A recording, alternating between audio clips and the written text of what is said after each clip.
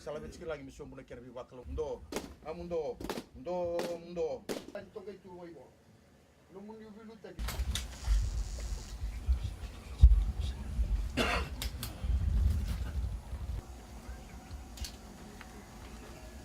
Ya, ini sama belum nak.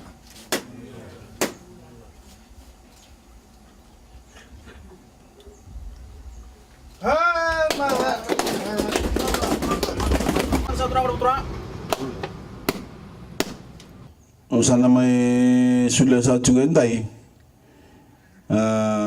kena bunga London Sawmills Association na leseni ni boleh tol ni Mahogany kakene lebu todo ako donon dol walon dono cubic meter lomani donan baki nandonon dol walon dono cubic meter ko kami na len songo wil sa chicken donon dol walon raw no cubic meter na batangin ng tolo si grade 3 kena ronan raw no cubic meter in a grade 4 nili masatu na baki nandende ni leseni ngo ya sala wasa taljunga in na be bamboji nindo na sotawa na itubutubo sa tuba ni sa kachugo no man leseni ena kana daga taisa na leseni ngo be sa chunga itubutuba kanganda mo ngande tabi kamdo kawil sa chukin na kana sumi rosa ul kaon dolu kamani tol non dola inda indai na lawo labaki say advance payment na kana sumi na leseni ena tol sa ul non dola ndona cubic meter na grade 3 ka tol sa bolu na cubic meter na grade 4 dan sa chuna license fee ko na rosaul ko on dol ko do chaka chugili na advance payment ken katol na kana labo sa chugo chin kalim non dollar na do na cubic meter na grade 3 ken na chin non dollar na cubic meter na grade 4 kana bangolo ina labo ngo na ken na teba kitale na be long ni Mahogany edan sa chugo ba Britania na reforestation ngande bital sanga menanduri sona bola uni tayaya kami na pangatakin na Mahogany ngo sanangande menando batakin na mundo undi na ngaraba na be tabe so ndo ambita batay na mundo kira sakay na leseni na rara sarwa na matambos ni Mahogany Council mena kotele bital na leseni ke bakain do singani rokobotiko na itutubo sa to bital no chachugin ikin nung karaba mina kaya na raw ni wala utakatali nung do boto-boto una balikim do sa kataljunga me na kinaposos tayo sa babala may growth base na nung do matubali kami indus si sambolo mina kan business ni toke ni gele ena kinatakatakatag na yung go na Mahogany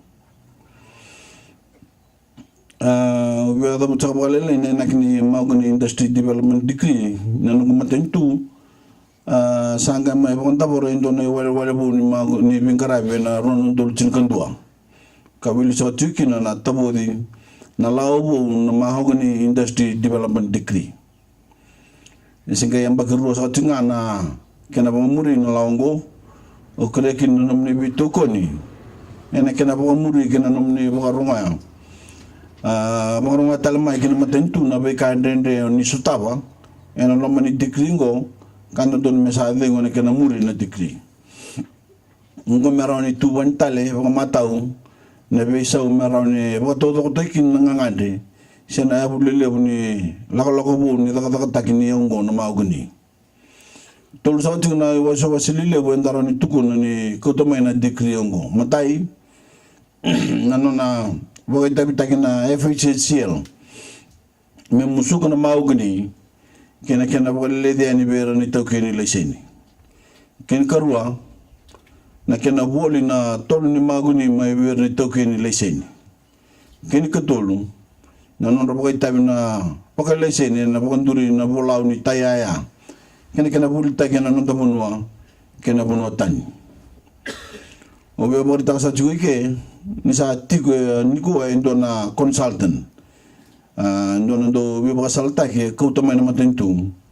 me tigo buno na bakandi kena bang galtaki na company na Fiji Hardwood Corporation Limited. Nono be boka bina takabole be community token gele kasara boka type tigu mai na taka takini ya umbulo ngol na Mahogany be community na tori contracti be community na sabole sentigo me baka takin bua Mahogany Landon skina nukurua na holdings kabaka kini be community na taka tigu na Fiji Hardwood Corporation Limited. Nung kubomi na kanakan karabina sa tigo na itabi bodola chachi ko bikamni nanito takay sa tigo na lakalo bungo me wala utang na boto boto ni labo bikamni to kinigele kahuri may na kwan business tagni yaw yaw sango na Mahogany onong bolay kamni tigo ni to kinigele on isang ni bolay sin ni bolikaw muni boy te kamni bolebo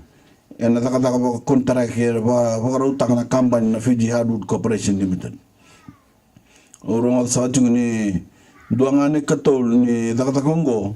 uning karabo tigo no toke ni gele sa utongo itinamba kina musugi ni kau kasan dondon mesama tatabe kemuni nangoni sala sene tubu da ba dondon muni muria mera muni karabo todo kina dakaka ba kontraki kasule tigo na company na Fiji Hardwood Corporation Limited ya sa dondon muni bagaro te kemni talanga muna na sutapa kina na be dola kina be bang bauti la ko batu tigo mai kina be kontara kita do ko sa sul sa tigo ngonongo una poko ngata na tuba ni matau ni kena tide ba kina nomdo company mundo mendo ndi takir na manje binaka kasude be na ngala la mer tide baka kina kontara keso kasa tigo raw be kemdo ni wisi mati bolewu kina bol ni Fiji Mahogany Trust mera ni wisi mati keir tambane round rukea nanumuni kerkere nanumuni tabi sang to kin lisen ni tigini ngonongo uni be ba na tana matawu wal na bungale Landon Sawmills Association enon to sama inding ta men do ber na matawu wal ba business merto ba lisen en buli tol ni kau o to raw ndo sa to kene tigo tini ne bar ni kau no portable sawmill ena nom do songo kana buta kena nom do business me ba kain na indo ne songo ba cooperative sa ba gari talang abi au ni nandam na nom do bolaw ni tayaya e wain rai ke sa uno songo boturang kasabu o bombo to ni raw na sa sango na nom do matobu wali sem business kendo ndo bata kando mundua mundo ndina na bengara bitabi do birungo de ba mimbe no lamani matobu wale na botule wa sabsaba na buli may na be sa sanga ko business so karaw ni ba bina tang na di ba kini nom do song otor sa tsinga do no mo ba sal raram ba mutini na bi ba unge raram ba be kende ke ni ro sa tsinga may na bi ndingi na bolo September ona bangge muni le bante takana bante takana muni boy tabi ko ni sembera ni bola ya tiko